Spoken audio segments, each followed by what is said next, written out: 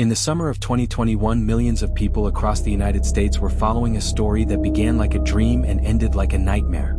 It was the story of a young couple who seemed to be living the perfect life. They were traveling across America in a small white van, documenting their journey on social media. Their photos showed beautiful mountains, peaceful forests, sunsets over deserts, and smiling faces filled with excitement. To the outside world, it looked like a love story. But behind the camera, something darker was slowly unfolding. The young woman at the center of this story was 22-year-old Gabby Petito.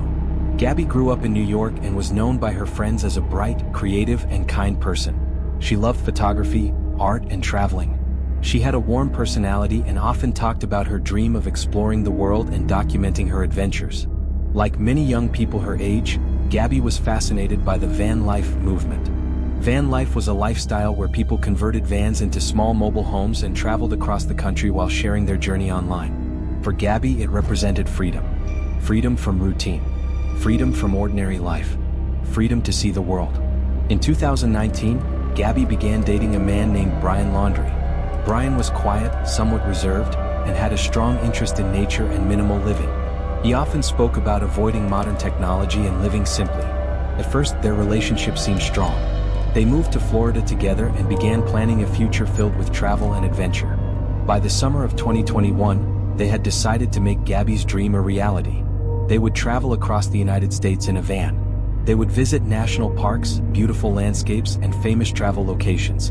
And most importantly, they would document their entire journey online. Gabby had already started a small YouTube channel where she planned to share their travel experiences. The channel was called Nomadic Static. In early July 2021, the couple officially began their road trip. They packed their belongings into a white Ford Transit van and left Florida, heading west across the country. At first, everything seemed perfect. Gabby posted photos of mountains, lakes, and forests. Her captions were full of excitement and optimism. The couple visited places like Monument Rocks in Kansas, Zion National Park in Utah, and other beautiful destinations. To their followers, the trip looked magical. But something unusual happened on August 12, 2021. Police officers in Moab, Utah received a report from a concerned witness. The witness had seen a couple arguing outside a van. According to the report, the argument had become physical. When police arrived, they found Gabby and Brian parked near the entrance to Arches National Park. Body camera footage from that day would later become one of the most disturbing parts of the entire case. In the footage, Gabby appeared extremely emotional. She was crying, breathing heavily, and clearly under intense stress. Brian, on the other hand, appeared calm. Almost too calm. The officers asked them what had happened. Gabby explained that they had been arguing. She admitted that she had hit Brian during the conflict. Brian told the officers that Gabby had been struggling with anxiety and that the argument had gotten out of control. The police treated the situation as a domestic dispute. Because Gabby admitted to hitting Brian first, the officers considered her the primary aggressor. However, neither of them wanted to press charges. So the police made a temporary arrangement. Brian would spend the night in a hotel paid for by a local domestic violence organization. Gabby would keep the van and stay elsewhere. The next morning, they would go their separate ways for the day and cool down. It seemed like a minor incident. Just another argument between a young couple traveling together for weeks. But later, investigators would look back at that moment and wonder if it had been an early warning sign of something much more serious. After that incident, the couple continued their trip. They traveled north toward Wyoming, where one of the most famous national parks in the country awaited them, Grand Teton National Park. The park was known for its breathtaking mountain views, crystal clear lakes, and vast wilderness. Gabby continued posting photos on Instagram. On the surface, everything looked normal again. But something strange began happening near the end of August. Gabby stopped communicating regularly with her family. Her mother later said that the last time she spoke with Gabby on the phone was around August 25th. After that, communication became unusual. Some text messages were sent from Gabby's phone, but they did not sound like her normal style of writing. Her family began to feel uneasy. Meanwhile, another strange development was happening. On September 1, 2021, Brian Laundrie returned to his parents' home in Florida. But he did not arrive with Gabby. He arrived alone. He drove the white van back across the country by himself. When Gabby's family contacted Brian and his parents asking where she was, they received no answers. Brian refused to speak. His parents referred all questions to their lawyer. Days passed. Gabby's family became increasingly desperate. Finally, on September 11, 2021, Gabby Petito was officially reported missing. What followed next would become one of the most widely followed missing person investigations in recent American history. Police began searching for Gabby across multiple states. Social media exploded with speculation. True crime communities online began analyzing every photo, every video, and every possible clue from Gabby's trip. Then something incredible happened. A YouTube travel blogger reviewing their own footage from a trip through Wyoming noticed something unusual. In their video, recorded on August 27th, a white van could be seen parked along a remote road in the Bridger-Teton National Forest. The van looked exactly like Gabby and Brian's vehicle. The video quickly reached investigators. Search teams rushed to the area. And within days, authorities made a discovery that would confirm everyone's worst fears. Deep in the wilderness near the location of the van, investigators found human remains. Soon after, the tragic truth was confirmed. The remains belonged to Gabby Petito. The young woman whose dream had been to travel the world had instead become the center of a tragic mystery. But the story was far from over, because the man who had been with her on that journey was now missing too. And the entire country was about to begin a massive search for Brian Laundrie. After investigators confirmed that the remains found near the Bridger-Teton National Forest belonged to Gabby Petito, the entire country turned its attention to one question. Where was Brian Laundrie? Brian had returned to his parents' home in Northport, Florida on September 1st, driving the white van that he and Gabby had used during their cross-country trip. But Gabby was nowhere to be found. When her family began asking questions, Brian refused to speak. Even more disturbing, his parents also refused to cooperate with investigators. Instead of answering questions, the family quickly hired a lawyer. For many people watching the case unfold, that decision raised serious suspicions. If Gabby had simply disappeared, why wouldn't Brian help find her? Why wouldn't he tell investigators the last time he saw her? Why wouldn't he explain why he had driven back to Florida alone? The silence from Brian and his family only made the mystery deeper. When Gabby was officially reported missing on September 11th, police immediately began investigating the Laundrie family home. But their ability to question Brian was limited. At that moment, he was considered a person of interest, not a suspect. And because of that, he had the legal right to remain silent. Meanwhile, the case began gaining massive attention online. Thousands of people across social media platforms like TikTok, Twitter, and Reddit began analyzing every detail of Gabby's last known movements. Some people reviewed her Instagram posts. Others studied maps of her travel route. A few even compared timestamps from videos and photographs taken by travelers who had visited the same locations. In many ways, the internet had become a massive group of amateur investigators. One of the most important breakthroughs came from a couple named Jen and Kyle Bethune. They were travel vloggers who had been driving through the Bridger-Teton National Forest on August 27th. Like many travelers, they had a dash camera recording their journey through the scenic road. Weeks later, after hearing about Gabby's disappearance, they decided to review their footage. As they watched the video, they noticed something unusual. Parked on the side of the road was a white van. The van looked identical to Gabby and Brian's Ford Transit. Even more striking, the van was parked near a remote camping area known as Spread Creek. The Bethune family immediately contacted the FBI and shared the video footage. Within hours, investigators began searching the area. Just days later, on September 19th, authorities made the heartbreaking discovery. Human remains were located in the wilderness near the same location where the van had been recorded. Soon after, the FBI confirmed what everyone feared. The remains belonged to Gabby Petito. The news spread across the country almost instantly. For Gabby's family, it was devastating confirmation of their worst nightmare. But the case was far from solved. Now investigators had to answer the next question. What had happened to Brian Laundrie? At first, Brian remained inside his parents' home in Florida. Police officers were stationed outside the house. News reporters gathered along the street. Protesters began appearing near the property demanding answers. Many people believed that Brian must know what happened to Gabby. But days passed and Brian still refused to speak with investigators. Then something unexpected happened. On September 17th, Brian's parents told police that their son was missing. According to them, Brian had left the house several days earlier to go hiking in a nearby nature reserve called the Carlton Reserve. They claimed he had taken a backpack and had not returned. The announcement shocked investigators. The person of interest in one of the country's most widely followed cases had now disappeared. Suddenly the investigation changed. Instead of searching for one missing person, authorities were now searching for two. The Carlton Reserve was a massive wilderness area covering more than 25,000 acres of swamps, forests, and wildlife habitats. The terrain was difficult and dangerous. Alligators lived in the water. The ground was muddy and flooded in many areas. Search teams began combing through the reserve using helicopters, drones, and tracking dogs. 4 days, officers searched the area hoping to find Brian. But there was no sign of him. Meanwhile, the investigation into Gabby's death continued. On September 21st, the Teton County coroner officially ruled Gabby Petito's death a homicide. Later reports would confirm that the cause of death was manual strangulation. This meant that someone had used their hands to choke her. The revelation made the case even more disturbing. Now investigators were searching for a man who might be responsible for murder. As the days passed, public interest in the case only grew stronger.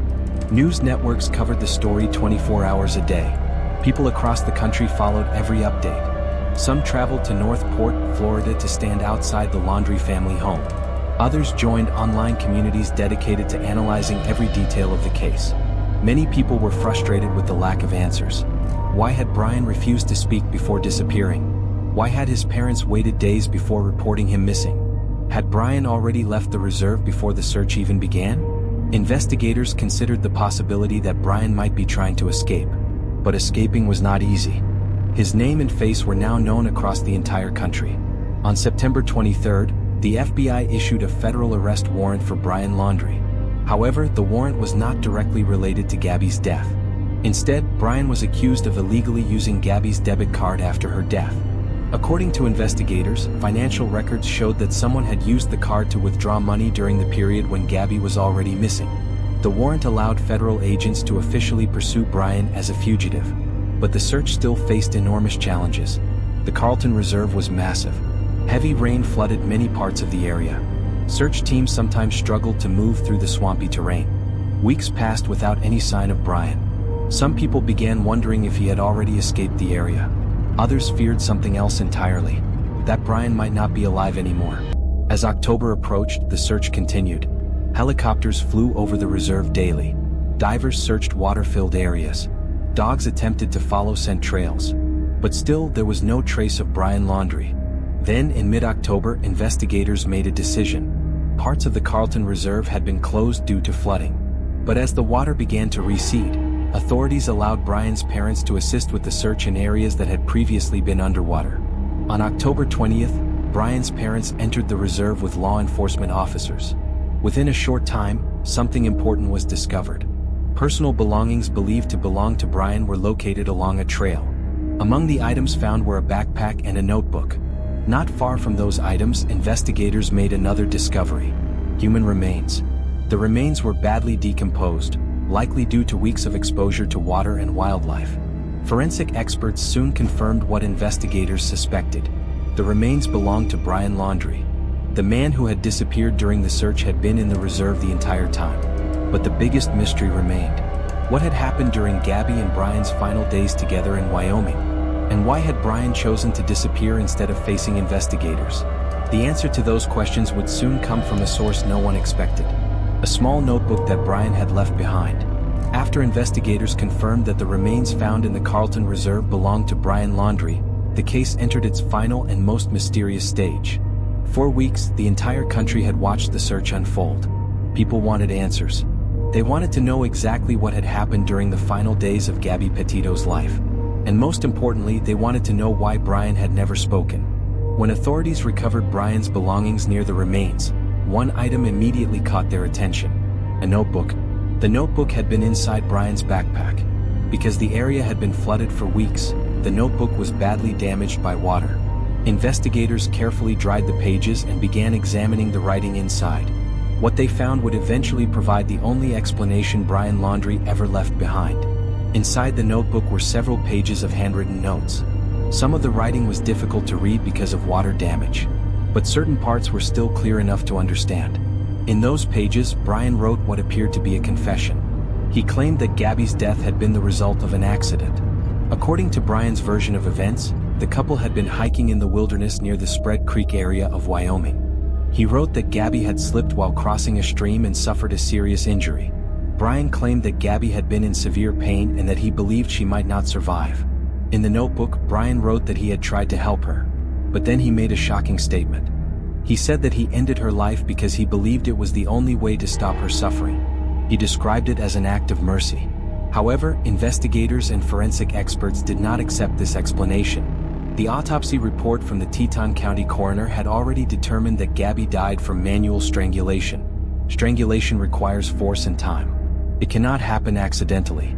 And it is not consistent with someone attempting to ease another person's suffering. For many investigators, Brian's writing appeared less like an explanation and more like an attempt to justify his actions. Still, the notebook revealed something important. Brian had known exactly what had happened, and he had chosen not to face the consequences. Instead of contacting authorities, he drove nearly 2,500 miles back to Florida in Gabby's van. He returned to his parents' home as if nothing had happened. During that time, Gabby's family was desperately trying to contact her. They sent text messages. They made phone calls. They asked Brian and his family where Gabby was, but they received no answers. Brian remained silent. Days later, Gabby was reported missing. Only then did the search begin. And by that time, Gabby had already been dead for weeks. The discovery of Brian's remains closed one chapter of the investigation, but it also left many unanswered questions. Why had Brian refused to speak to police before disappearing? Why had his parents waited several days before reporting him missing? Did Brian plan to take his own life before the investigation even began? Some of those questions may never be answered. However, investigators were able to reconstruct much of the timeline of the couple's final days. Evidence showed that Gabby and Brian had been camping in the Spread Creek area of Wyoming around August 27th. This location was confirmed by the dash camera footage recorded by the travel vloggers who passed by the van. Investigators also found that Brian had used Gabby's debit card after her death. Financial records showed withdrawals and purchases made while Brian was traveling back toward Florida. Phone data suggested that Brian had also attempted to make it appear as though Gabby was still alive by sending text messages from her phone. One message sent to Gabby's mother simply read, "No service in Yosemite." However, investigators quickly realized something strange. Gabby and Brian had never been in Yosemite National Park. They had been in Wyoming. Many people believe that the message was an attempt to confuse Gabby's family and delay suspicion. By the time Brian arrived in Florida on September 1st, the truth had already begun to unfold. But instead of cooperating with investigators, Brian and his family remained silent. Gabby's disappearance quickly became one of the most widely followed missing person cases in recent American history. Millions of people followed the story online. Social media users analyzed photos, videos, and timelines. Some of the most important clues came not from traditional investigators but from ordinary people watching the case from their homes. The dash cam footage that helped locate the van was discovered by travelers reviewing their own vacation video. Without that footage, Gabby's body might have taken much longer to find. The case also sparked larger conversations across the country. Many people began discussing the warning signs of domestic violence. Others pointed back to the police body camera footage from Moab, Utah. In that video, Gabby appeared visibly distressed. She was crying, apologizing, and blaming herself for the argument. Meanwhile, Brian appeared calm and controlled. Some experts later suggested that the situation may have been more complicated than the officers realized at the time. The Moab police officers had tried to handle the situation as a domestic dispute. But with the information they had in that moment, they could not predict what would happen weeks later. After the investigation ended, Gabby Petito's family focused on turning their tragedy into something meaningful. They created the Gabby Petito Foundation. The foundation works to raise awareness about domestic violence and supports organizations that help locate missing persons. Gabby's parents often speak publicly about the importance of recognizing warning signs in unhealthy relationships. They hope that sharing Gabby's story can help prevent similar tragedies in the future. Today, the case of Gabby Petito remains one of the most talked about true crime investigations of the modern internet era. It was a story that began with a dream. A young couple traveling across America, exploring beautiful landscapes, sharing their adventures with the world. But behind the photos and videos was a reality that few people could see. Arguments, stress, isolation, and ultimately violence. The case also revealed how powerful public attention can be. Thousands of people followed the investigation in real time. Some helped uncover critical clues. Others simply watched, hoping for answers.